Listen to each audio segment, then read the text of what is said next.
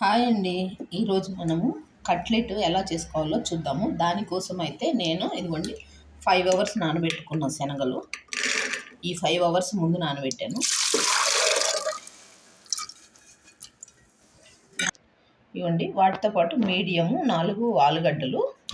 ఇవి ఇలా కోసేసుకుంటే కనుక తొందరగా బాయిల్డ్ అవుతాయి.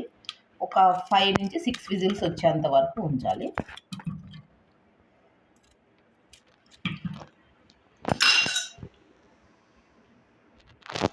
ఇవ్వండి ఆలు బాయిల్డ్ అయిపోయినాయి. ఇలా పెంకు వేడైంది. కొంచెం ఆయిల్, ఎక్కువ అవసరం ఉండదు దీనికి, కొంచెమే ఆయిల్. కట్లెట్ పోపు పెట్టుకోవడానికి ఎక్కువ ఆయిల్ అవసరం లేదండి, కొంచెం ఆయిల్ సరిపోతుంది. ఇవ్వండి కొంచెం ఆవాలు, కొంచెం జీలకర్ర. దీనికోసం అని చెప్పి కట్ చేసుకున్న టమాటా ముక్కలు, ఉల్లిపాయ ముక్కలు, పచ్చిమిర్చి వేసుకోవాలి. కొంచెం పసుపు వేసి సరిపడా సాల్ట్. ఇలా ఒకసారి తిప్పేసి ఇవి మగ్గడం కోసం అని చెప్పి మూత పెట్టుకొని పక్కన పెట్టుకోవాలి. ఇదిగోండి ఇవి బాయిల్డ్ అయిన ఆలు ఇలా వలిసేసుకొని ఇవ్వండి ఈ స్మాషర్తో ఇలా స్మాష్ చేసుకోవాలి.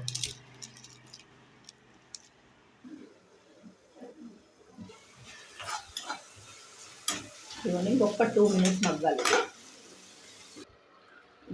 ఇవి దగ్గరికి అయినాయి కదా, వీటికి మసాలాలు యాడ్ చేసుకున్నాం. ఇప్పుడు కొంచెం గరం మసాలా, కొంచెం చోలే మసాలా, ఇవన్నీ కొంచెం చాట్ మసాలా. ఇవన్నీ ఇలా మసాలాలు యాడ్ చేసుకొని ఒక 2 మినిట్స్ సిమ్లో పెట్టుకోవాలి. ఇవన్నీ డ్రైన్ చేసుకున్న శనగలు ఇవి యాడ్ చేసుకున్నాం.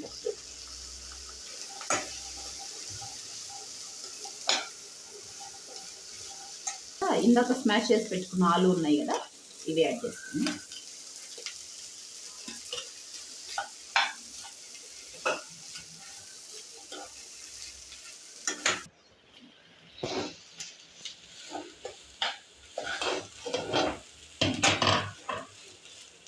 చూడండి ఇలా ఒక్కసారి కలవబెట్టుకోవాలి. దీనికి వాటర్ యాడ్ చేసుకుందాం.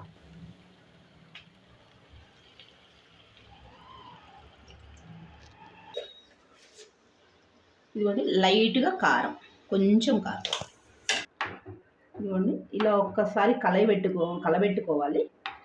ఒకసారి తిప్పేసుకుంటే కనుక మనకి ఉప్పు సరిపోయిందా లేదా అని తెలిసింది. సరిపోకపోతే మళ్ళీ టేస్ట్ సరిపడా వేసుకోవాలి. ఇదిగోండి ఒక 5 నుంచి 10 మినిట్స్ వరకు మనం ఇప్పుడు దీన్ని బాయిల్ చేసుకోవాలి, మెత్తగా అవుతుంది.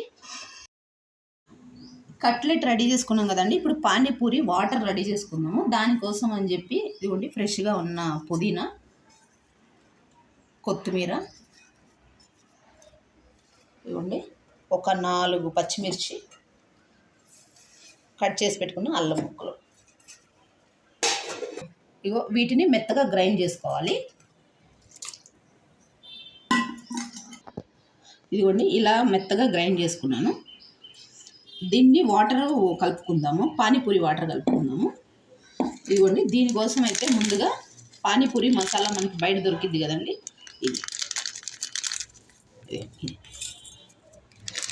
ఇదిగో ముందుగా నానబెట్టుకున్న చింతపండు. ఇదిగో చింతపండు పులుసు తీసుకోవాలి. చింతపండు పులుసు ఇందా మెత్తగా గ్రైండ్ చేసి పెట్టుకున్నాం కదా పుదీనా, కొత్తిమీర, ఇవి వాటర్కి యాడ్ చేసుకొని దీనిలో వేసుకోవాలి. టేస్ట్కి సరిపడా సాల్ట్. దీనిలో టేస్ట్కి సరిపడా కొంచెం లెమన్ పిండాలి. అంతేనండి, ఇంట్లో పానీపూరి వాటర్ రెడీ అయిపోయింది. ఇప్పుడు పానీపూరి రెడీ చేసుకుందామండి. బయట ఇన్స్టెంట్గా మనకు దొరుకుతాయి. ఇవి ఇప్పుడు ఎలా చేసుకోవాలో చూద్దాము. ఇదిగోండి ఆయిల్ వేడెక్కింది. ఇగో ఇన్స్టెంట్గా మనకి బయట దొరుకుతాయి పానీపూరి. ఇదిగోండి ఇలా ఇలా వేసేసుకోవాలి.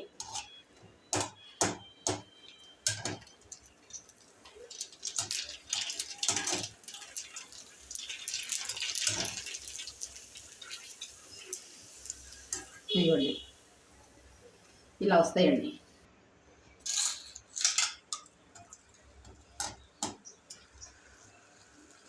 ఇలా 1 బై 1 మనకి ఎన్ని కావాలంటే అన్ని వేసుకోవచ్చండి. ఇవి